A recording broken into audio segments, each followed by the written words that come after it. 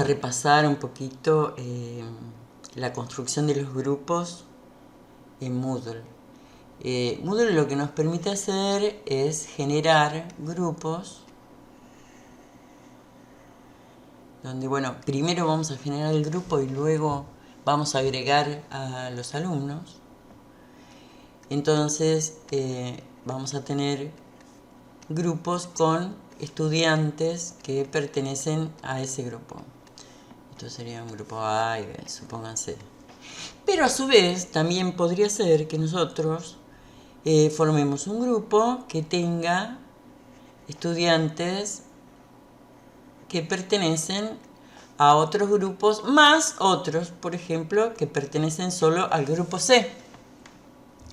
Eso en Moodle se permite. Ahora, después vamos a ver que en realidad es un poco relativa la utilidad que tiene esto, porque en muchos casos lo que puede suceder es que el sistema no funcione correctamente, o sea, que no funcione como nosotros queremos, ¿no? Sobre todo cuando aplicamos restricciones. Estos serían los grupos. Entonces, normalmente lo que vamos a tener en un curso van a ser varios grupos. Supónganse que están trabajando por grupo con algún tipo de tarea colaborativa, algún trabajo que tienen que entregar, no sé, con grupos de una determinada cantidad de alumnos. Entonces, supónganse que hay un docente que se va a hacer cargo de estos grupos A y B, y otro docente que se va a hacer cargo de estos grupos. Esto en realidad tampoco necesariamente tiene que ser docentes, puede ser, este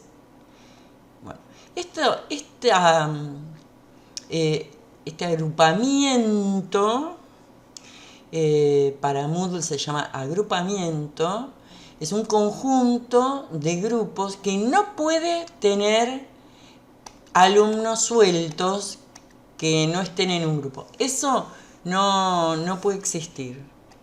Así que no lo vamos a considerar. Para que un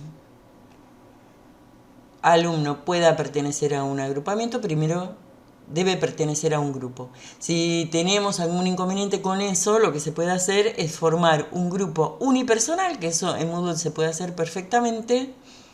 Y entonces, bueno, ese alumno quedaría incorporado a un agrupamiento con un grupo que sea unipersonal, y bueno, con eso pueden solucionar la cuestión. Los agrupamientos también admiten ser superpuestos. Por ejemplo, este grupo A y este grupo C, bueno, por un lado pertenecen al agrupamiento 1, este C y el D pertenecen al agrupamiento 2, pero tanto el A como el C también pertenecen al agrupamiento 3. Esto digamos, se puede hacer, pero en general lo que yo aconsejo es tener, por ejemplo, estos agrupamientos que, supónganse, lo más común va a ser que estén a cargo de un docente y van a tener grupos que no se superponen con los alumnos que pertenecen a esos grupos. Ustedes también, si quieren ponerse en el agrupamiento, se ponen, se hacen un grupo unipersonal y listo, y se ponen en el agrupamiento, pero igual no es necesario, porque como los docentes pueden ver todo, entonces lo que pueden hacer es directamente no pertenecer a ningún agrupamiento ni a ningún grupo, y ver los grupos que a ustedes les interesa, o los grupos que tienen a cargo, y listo, sin necesidad de pertenecer. Bueno, en este caso, entonces, así es como yo aconsejo armar un curso. Si van a trabajar por grupo, o sea, si los alumnos van a tener que hacer alguna tarea grupal, por ejemplo, los van separando así en grupos. Y a su vez, esos grupos los meten todos adentro de un agrupamiento que, por ejemplo, esté a cargo de un determinado docente. Lo mismo con el resto de los grupos. Y ahora vamos a ver entonces cómo podemos formar los grupos, crear los grupos y los agrupamientos. Supóngase que, por supuesto, ya los participantes están inscriptos. En este caso, vamos a poder crear los grupos y inmediatamente asignarle los participantes. De todos modos, tengan en cuenta que si ustedes quieren ir armando los grupos, pueden ir armando tanto los grupos como los agrupamientos, los pueden armar y dejarlos vacíos por el momento, digamos. Porque eso a veces lo que hace es facilitarles la organización del curso, porque ustedes ya van a prever con cuántos grupos van a trabajar y con cuántos agrupamientos van a trabajar. Esa cuestión es muy importante porque después, cuando nosotros definimos ciertas restricciones para acceder a una determinada tarea, a una determinada actividad, muchas veces, casi siempre les diría, las restringimos por grupo.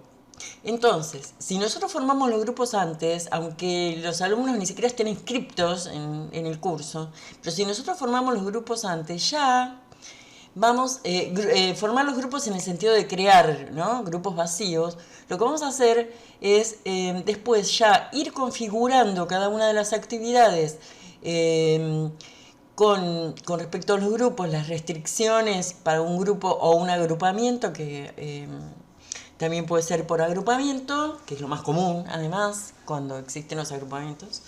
Entonces podemos ir generando los grupos y los agrupamientos vacíos y podemos ir armando entonces el curso con las restricciones, con las ramificaciones y bueno, con toda esa estrategia que hemos planificado.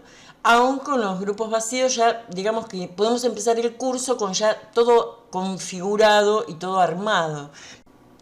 Para acceder a los grupos, una de las formas más sencillas es ir a el ítem de participantes, que eso lo hacemos desde el menú del lado izquierdo, y desplegando aquí este menú de configuración vamos a grupos.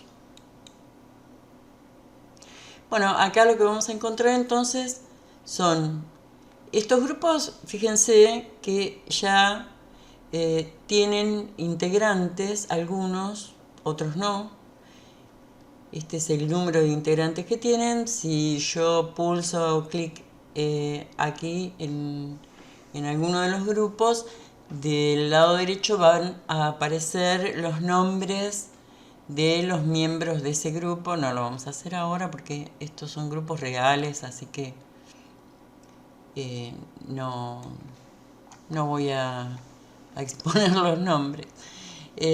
Bueno, si nosotros queremos crear un grupo, directamente le ponemos el nombre del grupo, algún tipo de identificación, depende de cómo estemos trabajando, podemos describirlo también.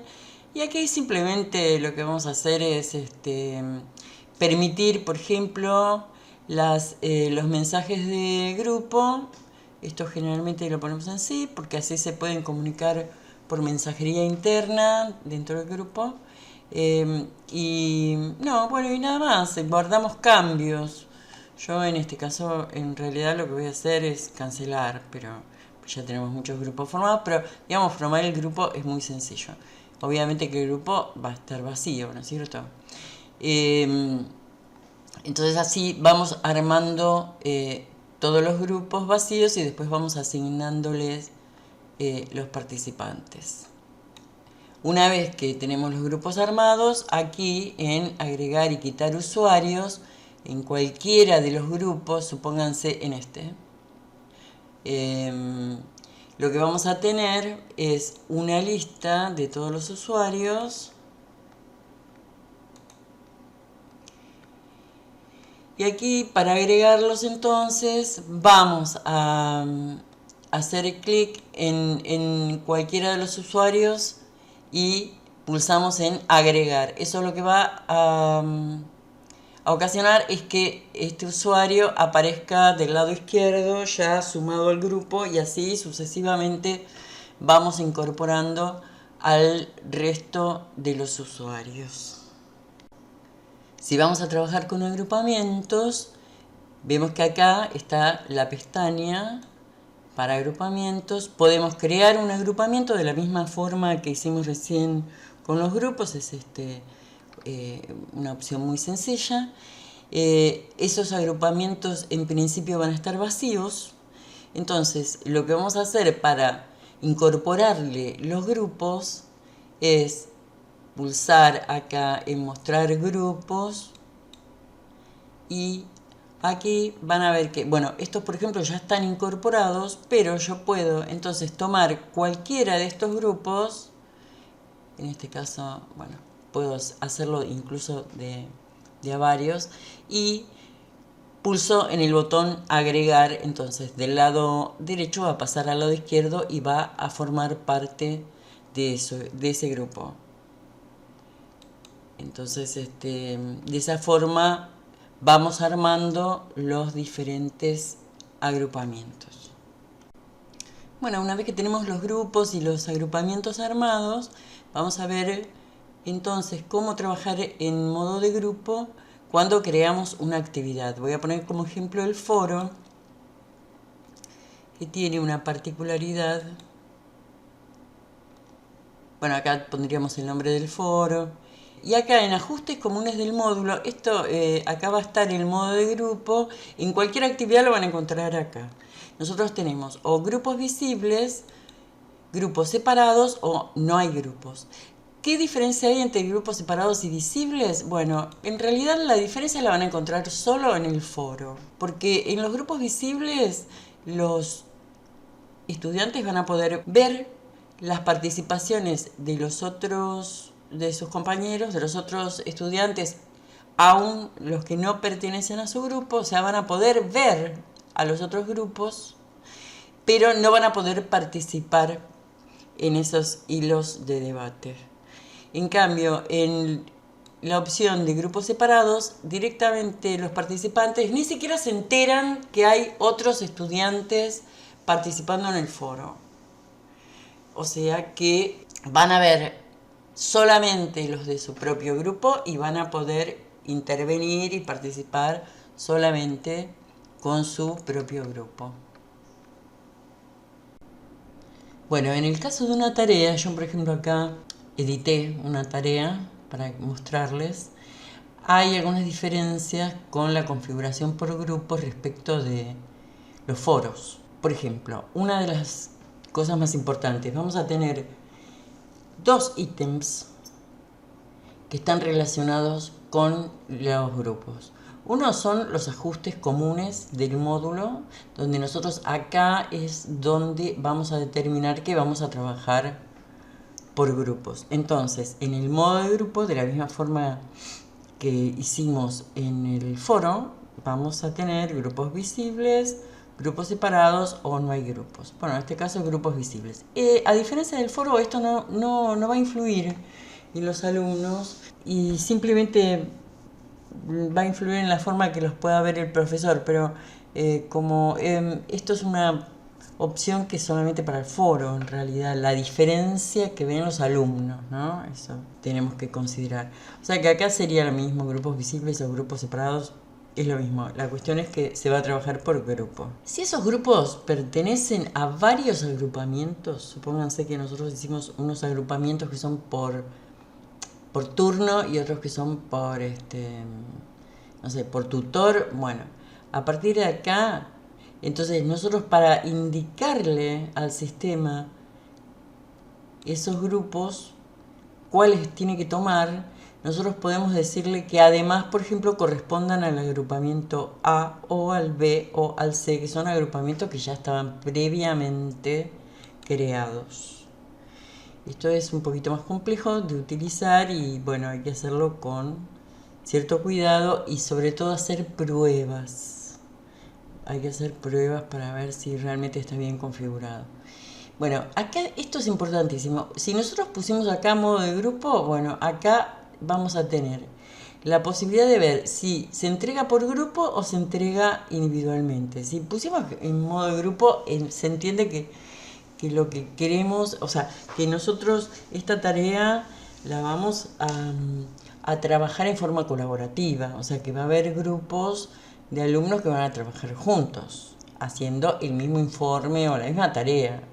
Entonces, si nosotros acá ponemos que sí, directamente van a tener que entregar solamente, o sea, van a entregar solamente uno por grupo y además de eso, la nota que nosotros le pongamos, la calificación, automáticamente se le asigna a todos los miembros de ese grupo. Después, por ejemplo, acá si requerimos formar parte de un grupo para la entrega, bueno, salvo que ustedes por alguna razón tengan gente suelta que no corresponda a ningún grupo, que no esté en ningún grupo, pero yo esto en general lo configuro como que sí, que se requiere formar parte del grupo. Porque en realidad no tendría por qué haber gente que no tenga grupo. Así que, bueno, esto también dependerá de cómo estén organizando ustedes el curso, ¿no? Entonces, si nosotros pusimos entrega por grupos, obviamente esto se va a anular, pero tenemos que, ¿se requiere que todos los miembros del grupo entreguen? No, o sea, con cualquiera que entregue ya a ustedes les va a aparecer en el listado de los trabajos entregados, el listado, digamos, de la tarea, cuando ustedes entran, una vez que los alumnos entregaron, ahí les van a aparecer todos los miembros del grupo. No aparece solamente el que entregó. Si bien entregó uno solo por grupo, a ustedes les van a aparecer todos los miembros de ese grupo, y a su vez como si también hubiesen entregado la tarea, digamos.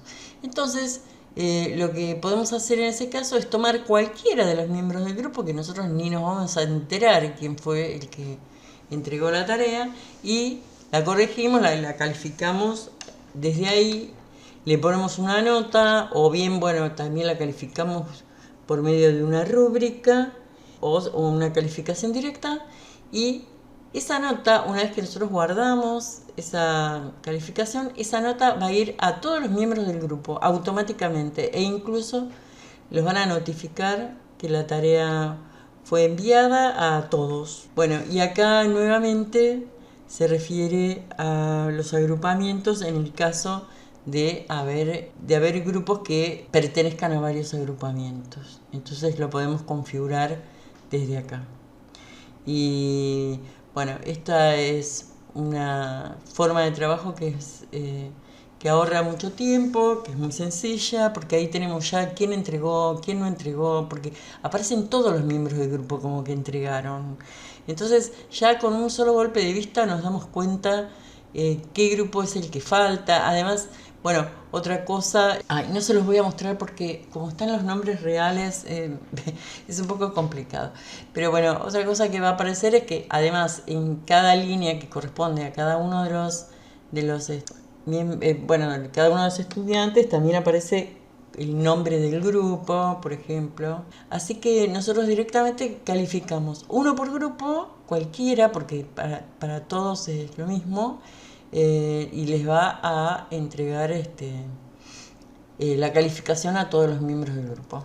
Así que es una forma muy práctica de trabajar y bueno, y muy ordenada, y no sé, en general no ocurren errores. La única cosa que tenemos que tener en cuenta acá es que si hay alumnos que pertenecen a más de un grupo, todo esto ya se complica. O sea, eso ya no se puede hacer. Por eso yo inicialmente en el video les aclaraba que para mí la forma más sencilla, por ahora, salvo que sea algo muy sofisticado, pero la forma más sencilla de trabajar es con agrupamientos que no se toquen, y dentro de cada agrupamiento también grupos que no se superpongan, que no se solapen, o sea, que cada alumno pertenezca solo a un grupo. Esa es la manera en que nosotros esto lo podemos configurar correctamente. Porque si no, por ejemplo, si un alumno pertenece a dos grupos y sube un trabajo, entonces el problema es que a lo mejor no es que que pertenezca a dos grupos para hacer esta tarea, sino que, por ejemplo, quizá nosotros a ese alumno lo incluimos en un grupo que es, no sé, los que no sé, los que tienen que hacer una ejercitación extra, supónganse, y entonces tienen, ese alumno tiene dos grupos. Bueno, cuando entreguen la tarea, esa tarea se le va a quedar como que la entregó tanto el grupo colaborativo con el que estaba trabajando como el otro grupo que es el que tiene que hacer una tarea extra. ¿Me explico? Entonces, si ustedes toman la decisión de formar grupos donde haya alumnos que pertenezcan a más de un grupo, bueno, esto ya entonces no es aconsejable este tipo de configuración porque genera errores. Bueno, además acá tenemos algo muy importante porque si esta tarea nosotros queremos trabajar en grupo, pero además queremos que sea solo para un grupo en particular, o más de un grupo, puede ser también varios grupos en particular, y que los demás no la vean, la tarea, entonces directamente lo tenemos que poner como una restricción de acceso a la pertenencia a ese grupo. Añadimos restricción, le ponemos por grupo, y acá fíjense que es para permitir el acceso, ¿no? Solo a los estudiantes que pertenezcan a un determinado grupo o a todos los grupos. Fíjense que acá entonces nosotros desde aquí podemos elegir el grupo al cual va dirigida esta tarea. En el caso de, por ejemplo, necesitar poner más de un grupo, vamos añadiendo restricciones, porque acá se puede poner de a uno nada más, y vamos añadiendo restricción, volvemos otra vez y acá elegimos otro grupo más, por ejemplo que sea esta tarea para el grupo 1A y el 2B, no sé, supónganse. Entonces, desde acá vamos a restringir la tarea para un determinado grupo. Y después, bueno, síganlo viendo en la guía que está más ampliado esto con más ejemplos.